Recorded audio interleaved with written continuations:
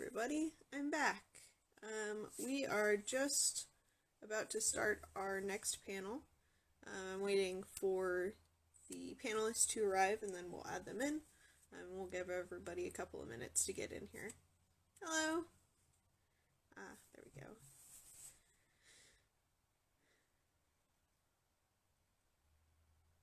Hi everybody, welcome back.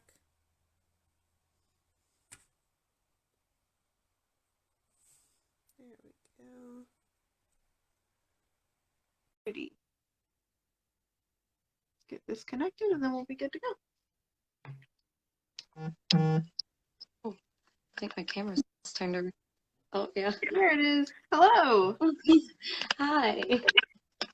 Alrighty. Give me a second. I'm going to go ahead and put your username in the chat real quick and pin it so that everyone has it. Okay. And we will get going. Give everyone I'm trying to fix my camera. It's shaky. Oh, it helps if I spell it right.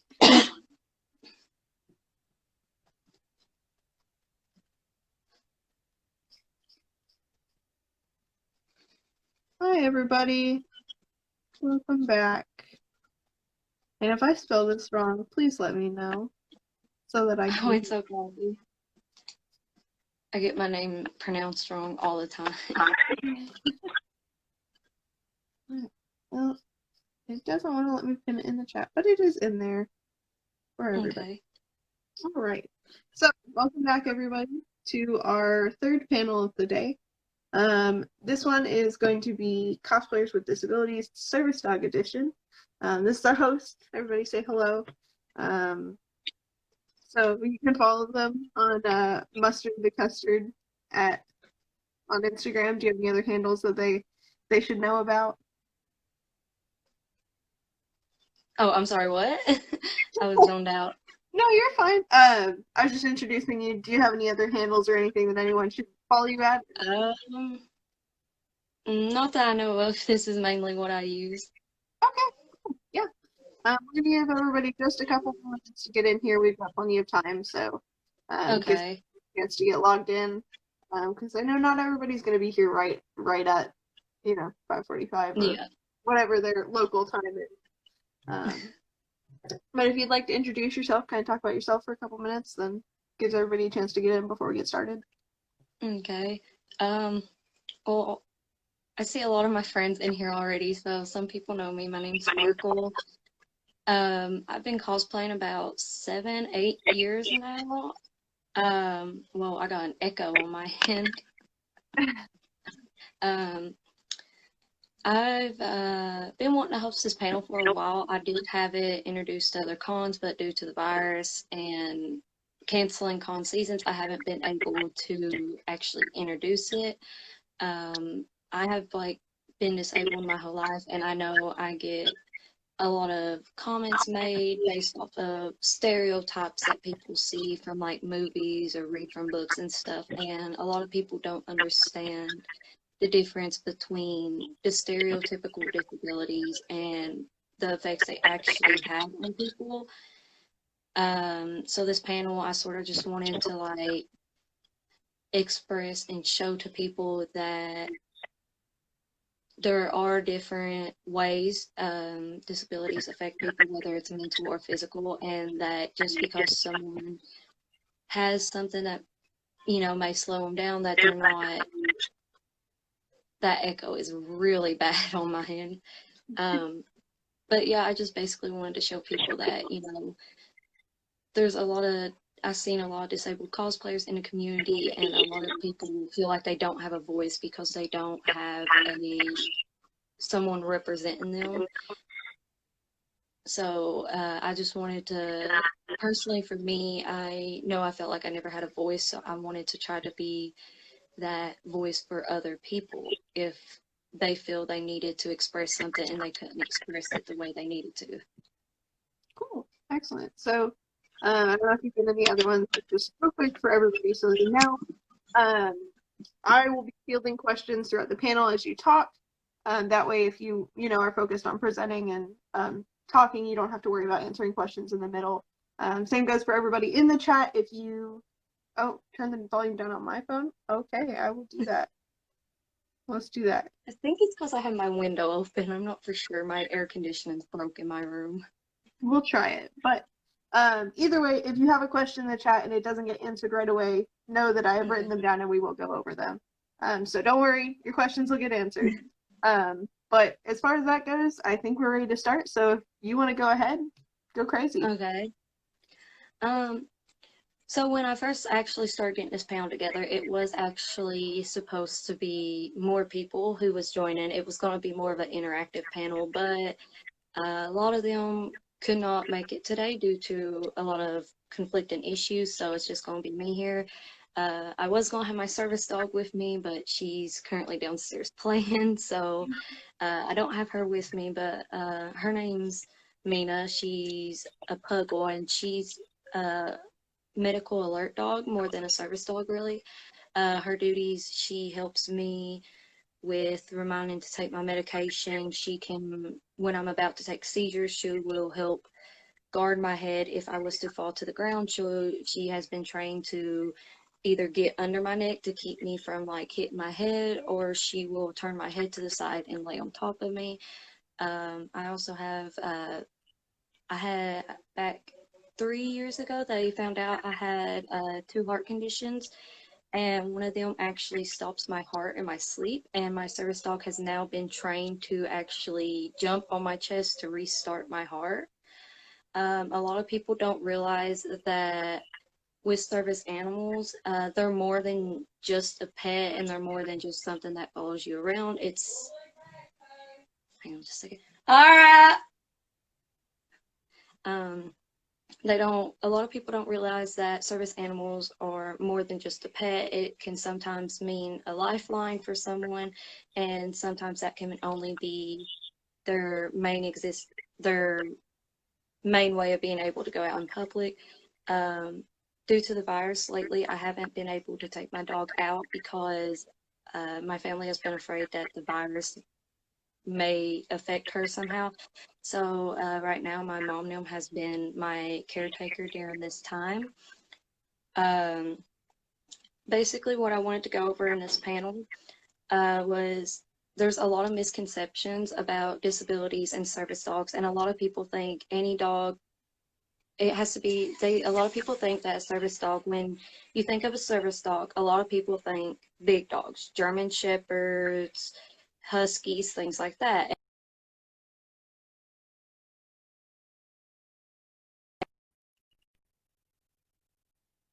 Not it paused on their end. Oh, okay. Oh, it paused on your end. I didn't know if it stopped or not. So I actually had set up all night last night and wrote down everything I wanted to say so I wouldn't forget. But I'm just going to go over like a few main topics that I know I've personally been asked, and some of my friends have been asked while handling their service dog.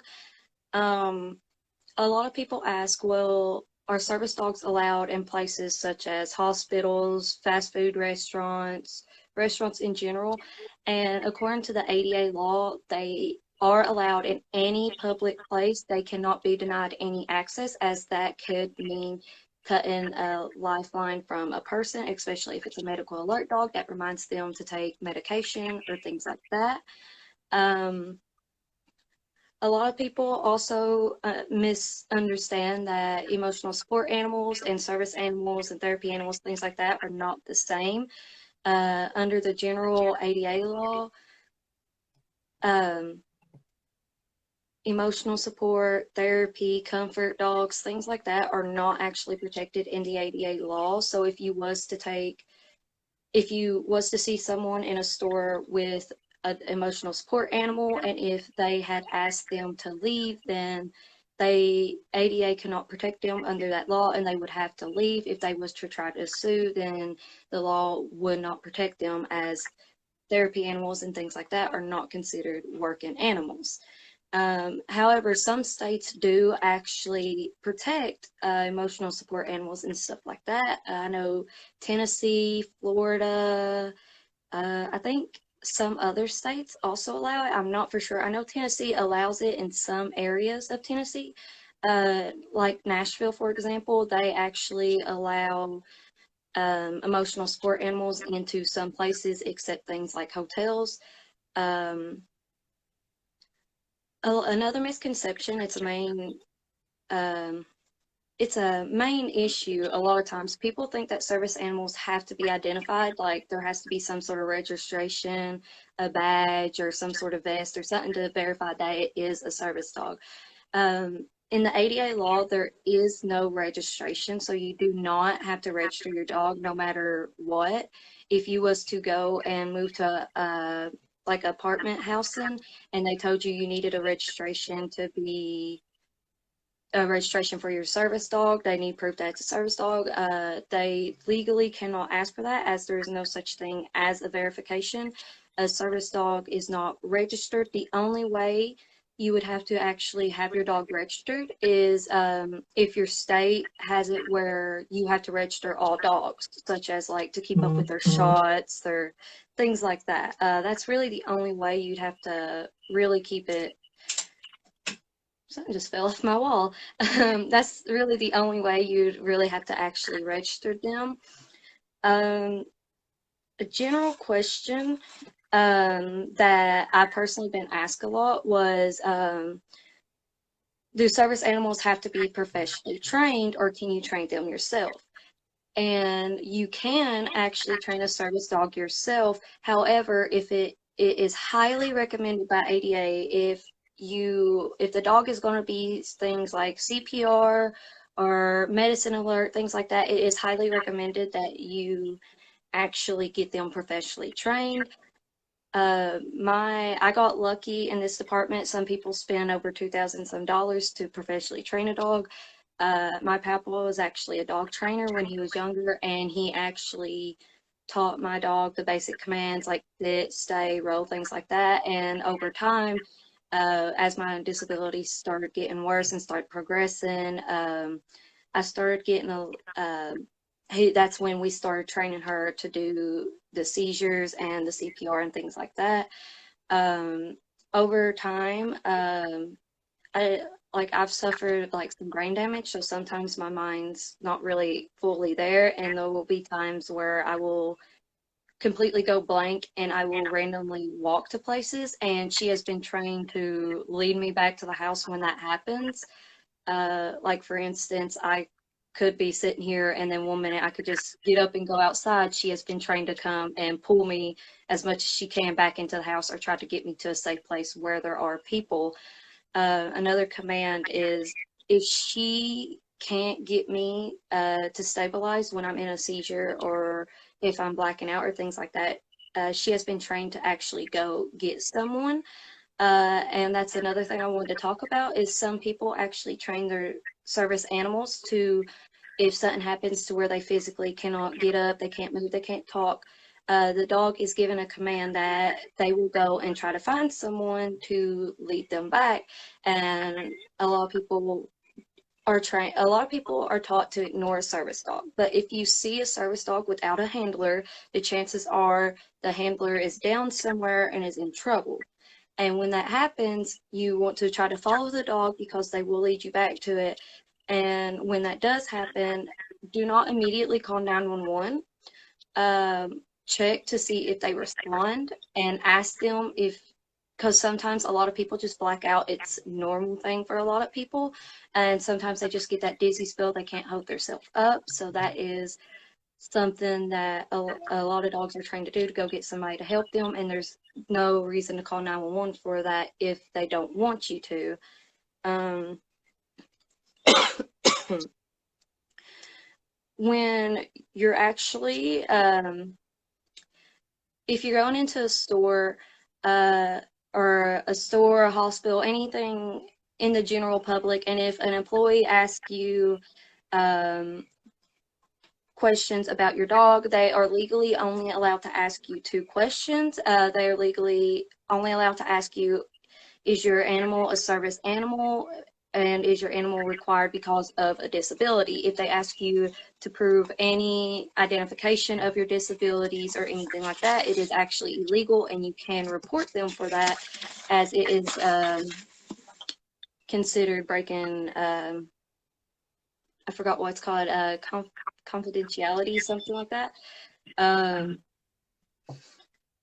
they can also ask what task or like work task the dog has been trained to do. So like, say you have a disability to where you can't bend down. You can tell them my dog is trained to pick stuff up for me, or my dog is a guide dog, or things like that. Um, a lot of hotels that say that they're not pet friendly can't allow. If a hotel denies you room, yeah, HIPAA. I'm sorry, my English is not very good right now. Uh, but things like hotels, a lot of them, especially things like, I know a lot of convention goers, they go to like Motel 8, Hotel 6, things like that. They'll say no animals allowed. If you do have a service dog and they refuse to let you in, you can actually contact their main office and ask for the worker's name and identification number, and you can report them over that. Because it's ADA law that all hotels and establishments that you stay the night have to provide a pet-friendly room to Accommodate. yeah, with your disabilities. Um, if you Another thing that I had personally experienced, and I realized one of my friends was currently going through this process too. So I wanted to actually talk about this because I know a lot of people uh, face this problem and don't realize that they have actually been cheated out of this. But when you are renting a place, like such as like an apartment or like a house or things like that, if you're renting it, um, if if they try to charge you any type of fee for your dog, it is actually illegal. According to the ADA law, you do not have to pay any fees for your dog to stay with you whatsoever unless they cause damages. So if your dog was to like bite part of the door off, you do have to pay for that. But just for your dog to be there, they cannot charge you for that. When I actually first moved here with my service dog, they had tried to charge me $500. They said it was a $200 deposit for my dog and $300 for any damages she made in the future. We have lived here about 5 years now. She's never made any damages, and you do not have to pay a deposit for a dog. It's the same as saying if they try to force you to pay a deposit for a service dog, it's the same as basically saying you would have to pay to take your medicine here. Because some people, like I said earlier, they depend on a service dog for their lifeline and their support a lot of times. Um, I did have a list of cities that you do actually have to register your dog, not as like a service dog, but as like a regular dog, because some states require that you register them. So that way, if they like bite a child or get missing, things like that. Um, I done said earlier about any breed of dog could actually be a service animal. My dog, she's actually a puggle mix. That's a pug and a beagle. I do have a friend who has a bulldog as a emotional support animal, and any type of therapeutic animal, medical animal, things like that. It doesn't really matter the breed of it. Fun fact: in Florida, alligators can legally be support animals. So I learned that. um, I'm from Another Florida. That thing, makes sense. huh? I said I'm from Florida. That makes sense. Yeah, I didn't know. I actually had to look that up like a while ago, and I was surprised at that because a man got his registered, an alligator registered as his emotional support. So, um, another thing, there are some catches for bringing your animal out in public. I know I've seen this issue a lot about people from Target that will post posts from Target. Um, if your dog is, it doesn't matter if it's a service animal, a therapy animal, things like that. If a dog is in a shopping cart, that is actually illegal because it proves that they are not a working dog. The only time this can be, um,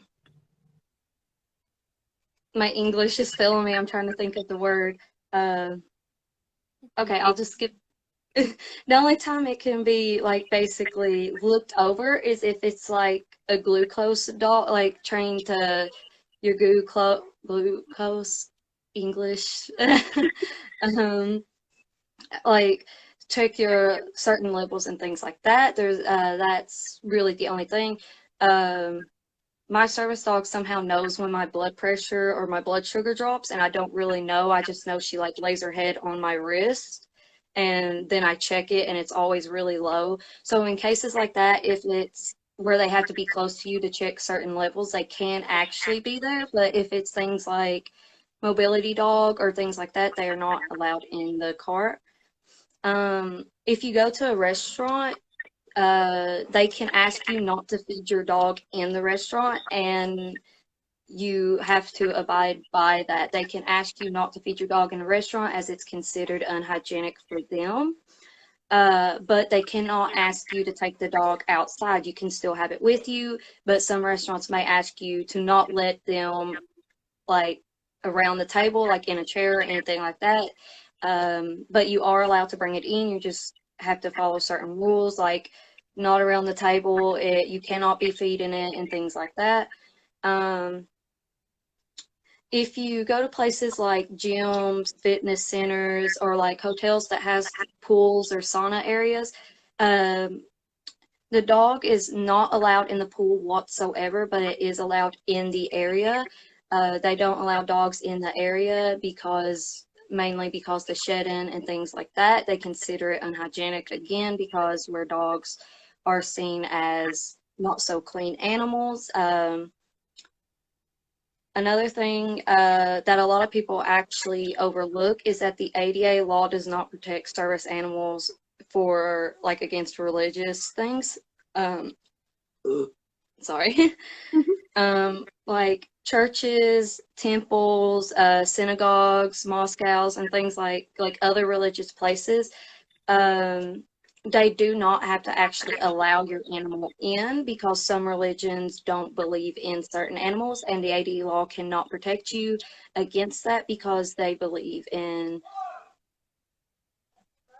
they believe in following the religious guidelines, and they do not want to be seen as trying to triumph over the religion, I guess is the word I'm trying to look for.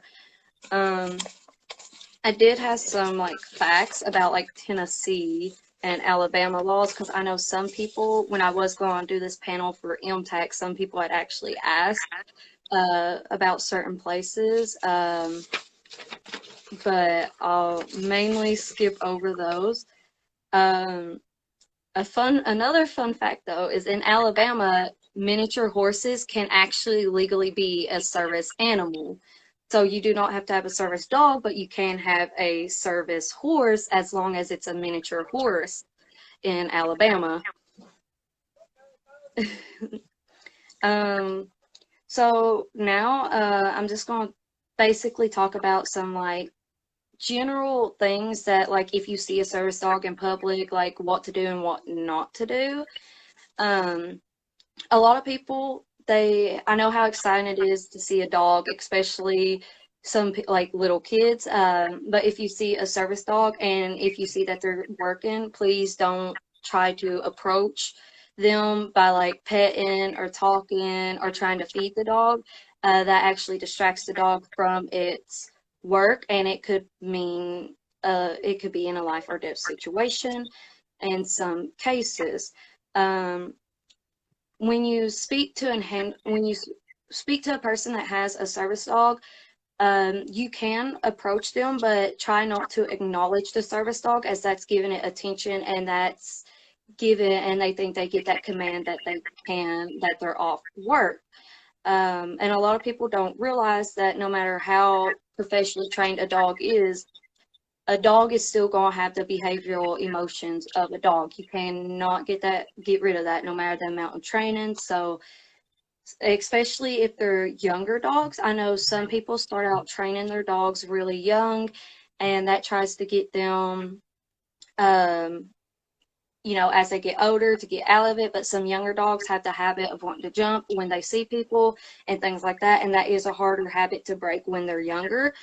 And it's best to, if you want to get a service dog, like if you need one and you want to get one and you're interested in getting one, it's best to actually try going like as young of a dog as you can, so that way you can teach it more as it's growing up, and as it gets older it will have more knowledge and ability on how to do it, instead of getting an older dog and trying to teach it new stuff that it may not be able to perform.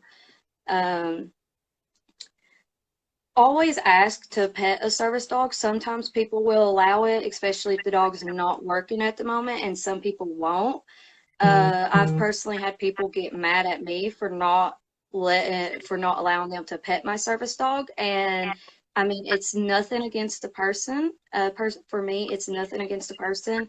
It's just she was working at that current moment, and she was trying to find me a spot to take my medication. If it was in a different situation, I would have let them. Some people just in general don't like their animals being touched, and a lot of people don't. Some people don't respect that, especially at conventions. um, when you see someone with a service dog, you want to treat them as you would somebody with a cane or a wheelchair. You don't want to sit and try to split them up as they're walking. You don't want to try to push them to the side. You don't want to try to block their way, because it is, some people use service dogs as mobility dogs and as CNI dogs, and that's as important as a cane and walkers in a lot of cases. And some people will try to split them up, and that can lead to a bad situation.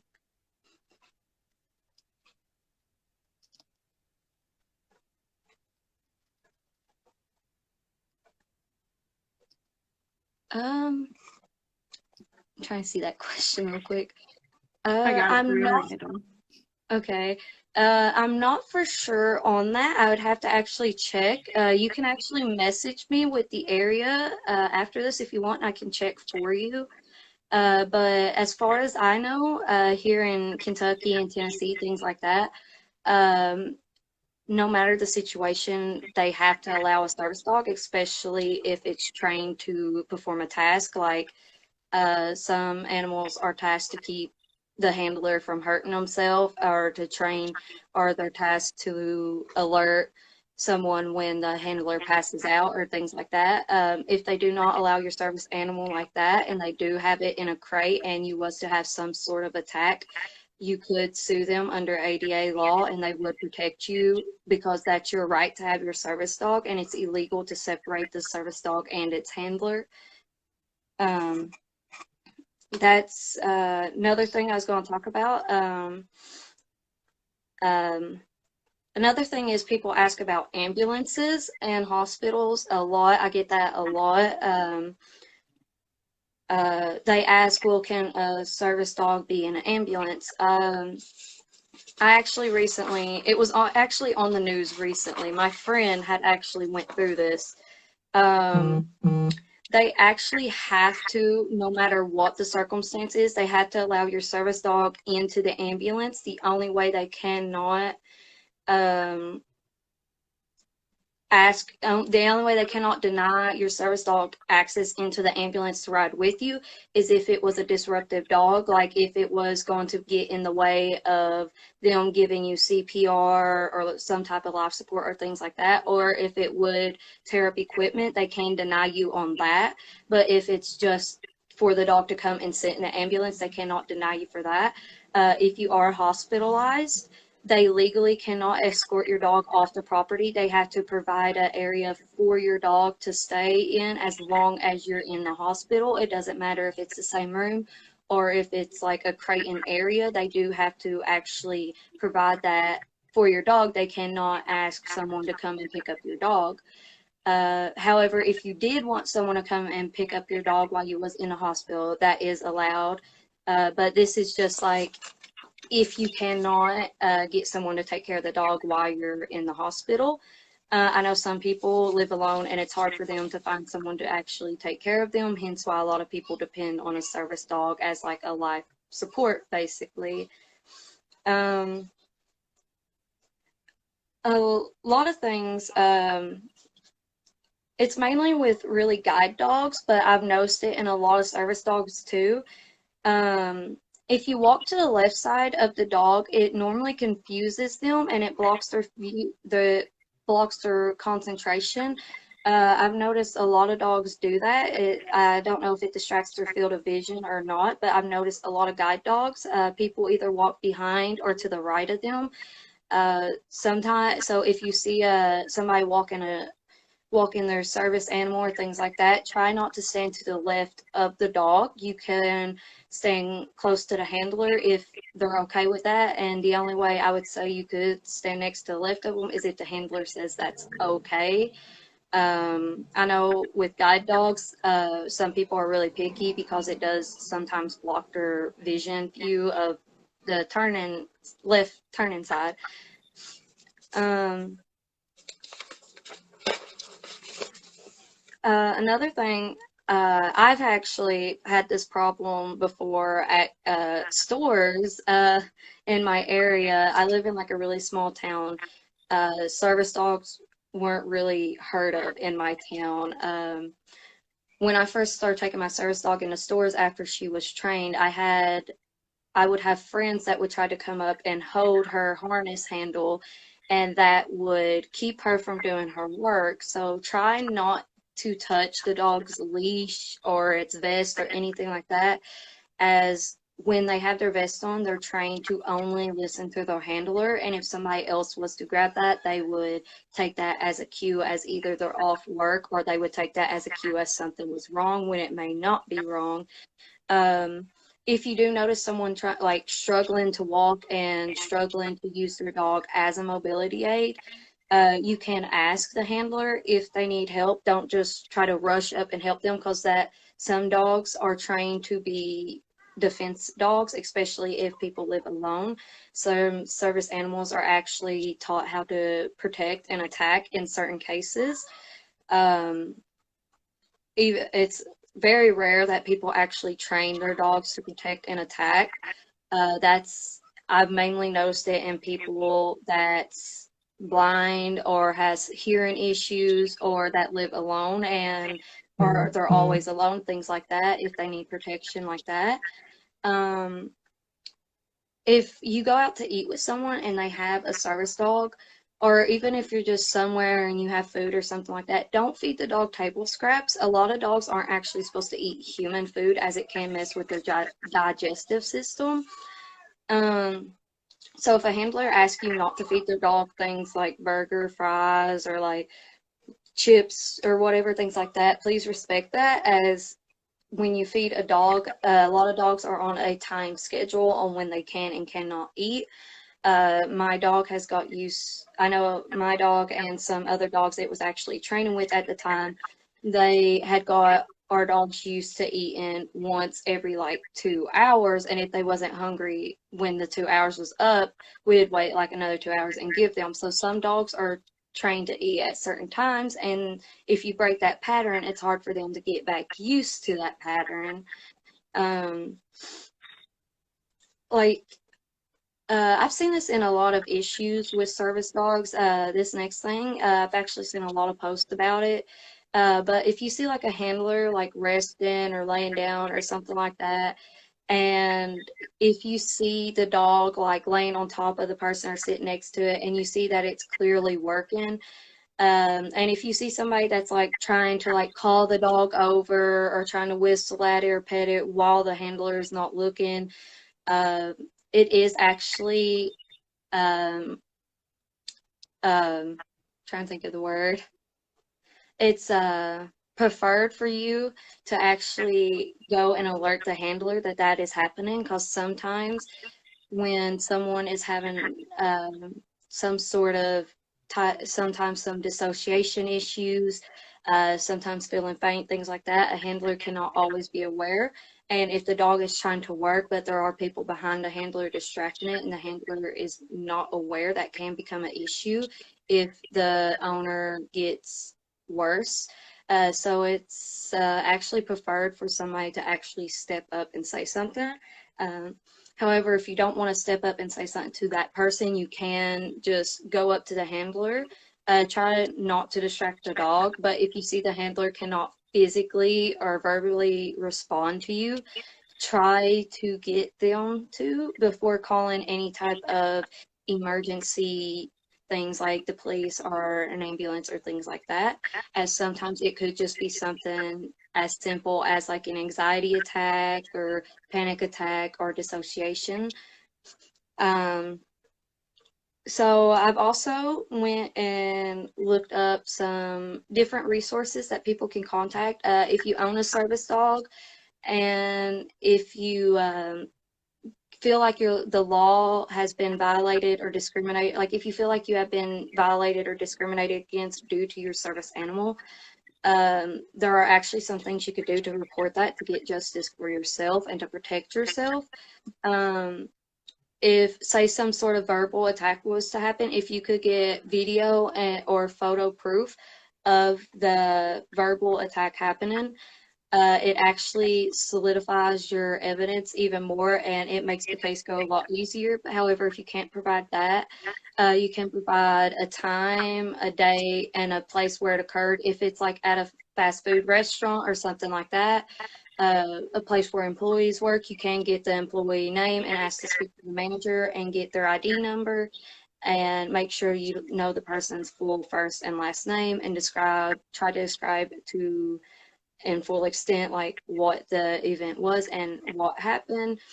If you don't have, like, if you can't get the name of the person, you can describe the person, or like I said, you can, if it's an employee of something, you can go to the manager, or if it's not an employee, just some random stranger, and they did something really huge and you wanted to report it, you can try to ask around. But if you can't figure out their name, you can describe them to the best of your ability. And sometimes the ADA, when following this report, they will try to look through some databases to try to figure out who it is that you are describing. So it's best to try to memorize perfectly who the person is.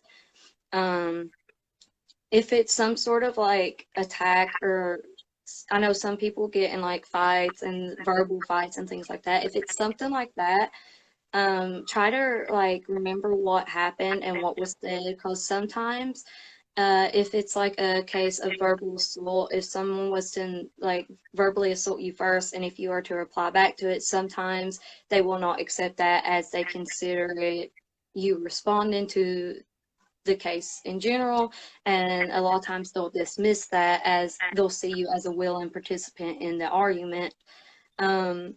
If it was, however, covered in things like the news report or like on a website, in a newspaper, things like that, if it's like a video, try to save that video. If it's like newspaper clippings, save that and send all of that in at one time. And what to do is who you send it to, you have to write to the Department of Justice. Sometimes those some incidents do take about a year, like require you fill it out before a year is over. Like you can't wait like 2 years for some things before you apply it. You have to apply it like then and there. And then after you write to the Department of Justice about the case and send them everything, you have to file a private lawsuit in a federal court in your area. And the charge you want to do is discrimination under the ADA law. They will have, during the case, they will actually contact the ADA, and someone will speak on your behalf on the rights and what should have happened during that incident. It does, however, depend. Some issues ADA will not involve themselves in, as they don't see it as a federal issue. They'll see it as more of a like town issue, I guess you'd say. So they don't really involve themselves in like small cases. But in some instances they will, if it depends on it. And that's all I have. If anybody wants to ask questions, or if there was any asked and I didn't see. Got about 20 minutes left, so 10 minutes of questions and a couple minutes to wrap up, and okay. Anybody get in here and get some questions.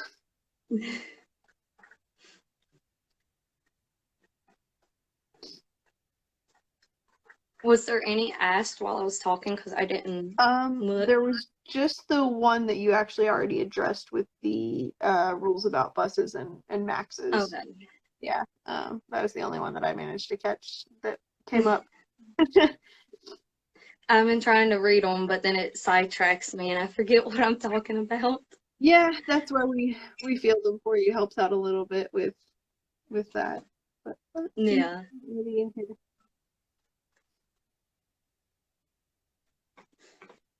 Anyone have any questions that we can answer? It doesn't have to be about service dogs. It could just be about like disability laws in general and stuff. I try to acknowledge myself in things like that because I had been discriminated against because of some of my disabilities. I've been told before that I can't use uh like my wheelchair is actually like there for a while I was like really bad paralyzed in my legs and couldn't walk and was in a wheelchair, and I had went to Walmart in my town and they told me I couldn't use one of the electric wheelchairs because I was too young and I wasn't disabled enough for one. So that was embarrassing. I pretty much cried and sat in the car the whole time and had to have my mom go in the store. um, there's some states, like some places, they don't want to actually respect people, especially if they're young looking.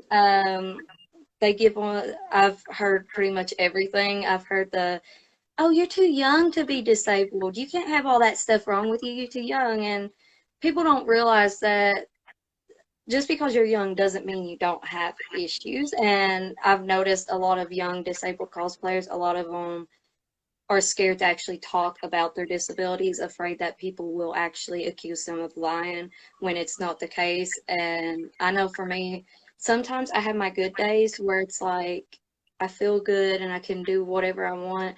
And then it's like sometimes I can't even get out of bed because of the pain. And then on my good days, people's like, see, you're just faking. There's nothing wrong.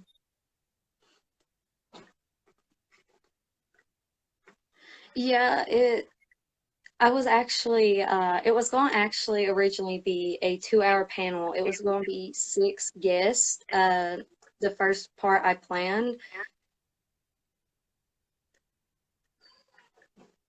Ye yeah, actually, I've lost a lot of friends because of it. When I first started cosplaying, it wasn't really that bad. Like I could walk and stuff, but um, I started getting really bad seizures and it started causing me some like brain damage and started affecting my head and stuff. And then they also found out, like I said, about 2, 3 years ago, that I had two heart conditions. And when they hit, I had actually got like really sick. Um, I had lost a lot of weight in like 2 days. I had went from like 160 to like 114 in like 2 days. They didn't know what caused it. It was like it got bad. I couldn't walk, I couldn't feed myself, I couldn't do anything. And when cons would come up, my friends would invite me, and then when I had to tell them the condition I was in, they would make up an excuse on why they couldn't go, but then they'd go. I've had it where friends have invited me and said that they would, watch over me, keep up with me, but I have had the instance of where my friends have told me I was just slowing them down and has left me behind. I've had a lot of people tell me that where I've had good days, when I'm on my good days, I try to cosplay some. And at cons, normally Friday is the only day at conventions. If you ever see me at convention, Friday's the only day I'm actually feeling good. And about halfway through Friday, the rest of the con, I'm in pain. And I try not to associate with people because I don't want to feel like a burden to them. So I try to separate myself from a lot of people, especially at conventions or in public places, because I've been told that due to my disabilities, using canes and walkers and wheelchairs and things like that embarrass them, or it's a hassle for them to fit in their cars, or because they don't want to be seen with someone using one. I have been told that that's been an issue for them. And due to that, I've lost like a lot of friends. I mean, I don't blame them. I mean, that's their opinion. I personally can't help how they feel. It is sad though that they feel the need to put down someone else.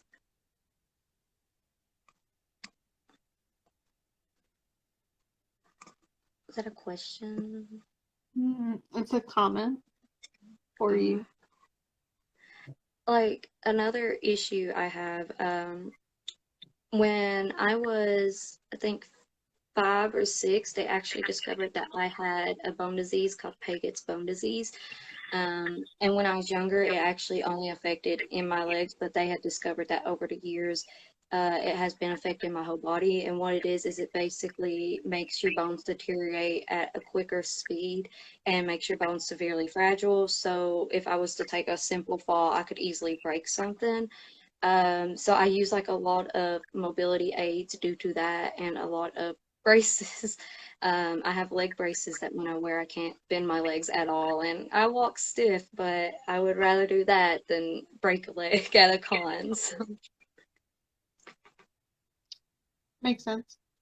yeah, it's like, it's got to the point, like, I've went through a lot. It's to the point to where I've learned to how to protect myself and not care what the other people think. And it's took a long time, and I know a lot of people still feel like they have to appeal to other people's needs.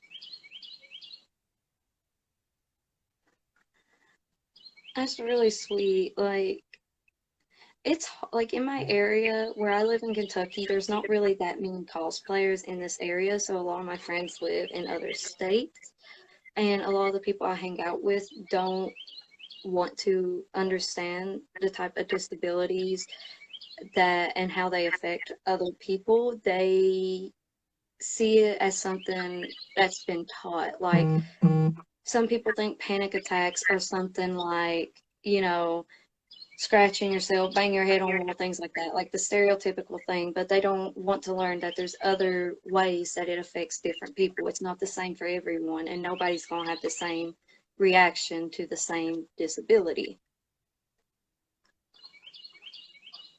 Yeah, you can message me. That's totally fine. I'm okay with that. I actually like messaging people, like trying to help them out understand stuff. Because there for a while, I didn't actually know anything when I first got a service dog. I had a friend who had one who helped me out with all the information, and eventually I started to look up for myself. And I actually like looking up the information and reading about like the different laws in different states, like about different animals you can get in different states. I think that's pretty cool. Okay. Well, we've got about 10 minutes left, so start wrapping up here. Alright. But if anyone has any last minute questions they want to get in, we can still answer probably one or two before we wrap up. Alright. Oh, don't cry. A lot of support coming out today. Yeah, I didn't think it would actually turn out this good. I tried to pay attention. I get distracted really easily, in case you didn't notice. It's okay. We all do. Yeah. Well, if anyone else, if there aren't any other questions, thank you so much for sharing all of this information with us. It's going to be super helpful. You're welcome. So I think a lot of people really benefit it, and thank you to everyone who came and watched and was very supportive and kind with all of your words. Oh, we have a last minute question. Do you want to answer that? Yeah, sure. They asked how to be a good supportive friend when out in public, like at cons. A lot of people that use mobility aids, they can't walk a certain speed, so it personally for me, if somebody actually slows down to my pace, it actually shows me that they care and that they're not trying to leave me out. Some people have issues of walking fast in general, even without mobility aids. So if you was to take the time to maybe show them, like, to slow down at their pace, walk with them, try to talk with them, ask them how they're doing, if they're okay. And it's a lot of people try to hide when they're in pain too. So if you don't feel like they're going to get mad at you for asking, you can always ask them if they're in any type of pain or if they want to take a break, because a lot of people try to hide that to keep from feeling like they're causing any issues. Okay, awesome. So thank you again for hosting with us You're and so welcome. all the information we've gotten. Everybody who's in here still, make sure to go follow our lovely host. And